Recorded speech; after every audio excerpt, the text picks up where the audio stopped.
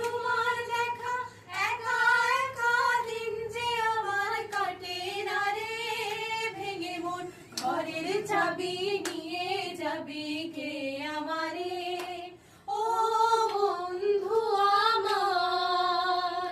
আচ্ছা, এতক্ষণ আমি আপনাদের কিছু বললাম না, হঠাৎ আপনি গান গাইছেন আপনারা এত সবাই মিলে। কারণ আজকে রবীন্দ্র জয়ন্তী, আমাদের প্রাণের রবি ঠাকুরের রাত জন্মদিন। আজকে আমরা অফিসেই ছোট করে নিজেদের মতন তাকে শ্রদ্ধা জানানোর জন্য চেষ্টা করছি। একদমই তাই। আর মানে আজকে তো 12 মাসে 13 পার্বণ হয়, আমি তো বলবো 14টা পার্বণ। কারণ আজকেরটাও বাঙালির বোধহয় দুর্গাপুজো ছাড়া যেটা সবথেকে প্রিয় সেটা বোধহয় 25শে বৈশাখ। একদমই তো আমরা একটা প্রশ্ন করতে পারি তো, কিছু স্টুডেন্টদের অবশ্যই প্রশ্ন করা যাক।